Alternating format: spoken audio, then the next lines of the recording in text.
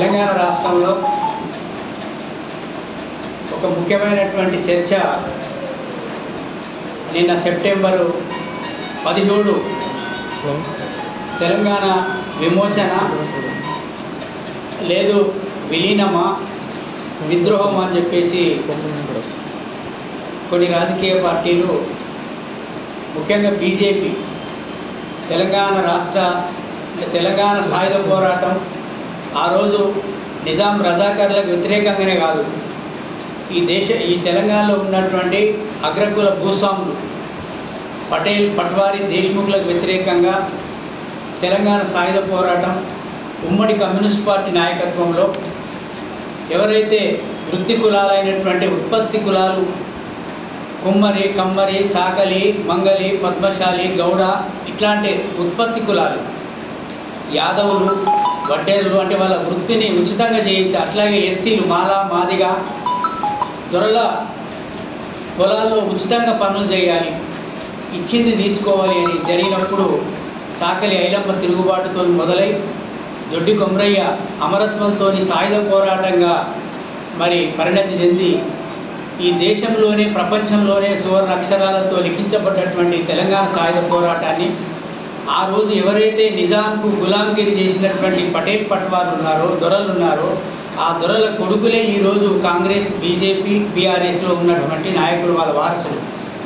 ఇది కేవలం తెలంగాణ సాయుధ పోరాటం కమ్యూనిస్ట్ పార్టీ నాయకత్వంలో బహుజనులు బలిదానాలతోని నిజాం సర్కార్ని ఓడిస్తే ఆ రోజు నెహ్రూ పటేల్ సైన్యాన్ని నిర్దాక్షణంగా 4000 మంది బహుజన శ్రామిక గెరిల్లా కమ్యూనిస్టు యోధులని హత్యలు చేశారు.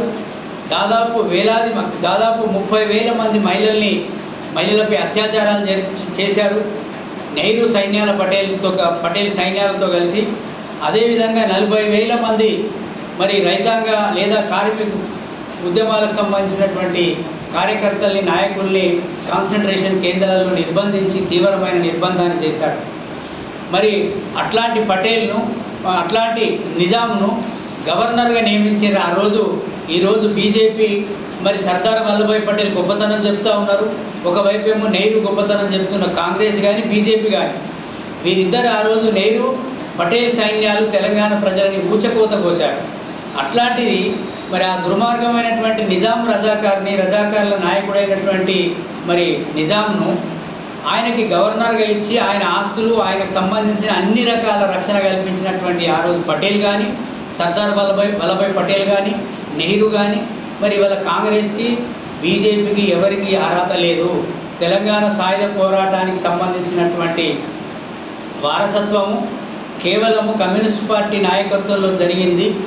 అందులో 100% మంది బహుజన కులాలకు సంబంధించినటువంటి బీసీలు, ఎస్సీలు, ఎస్టీలు, మైనార్టీలు, అదేవిధంగా ప్రజాస్వామ్యవాదులైనటువంటి అగ్రకులాల్లో ఉన్నటువంటి వాళ్ళు, పేదలు కూడా దీన్ని పోరాటం చేశారు. కాబట్టి ఇది కేవలం ఉమ్మడి కమ్యూనిస్ట్ పార్టీ యొక్క వారసత్వం తప్ప బీజేపీ, బీఆర్ఎస్, కాంగ్రెస్కి ఎవరికి సంబంధం లేదు అని చెప్పేసి బహుజన లెఫ్ట్ పార్టీ ఈ సందర్భంగా తెలియజేస్తాం.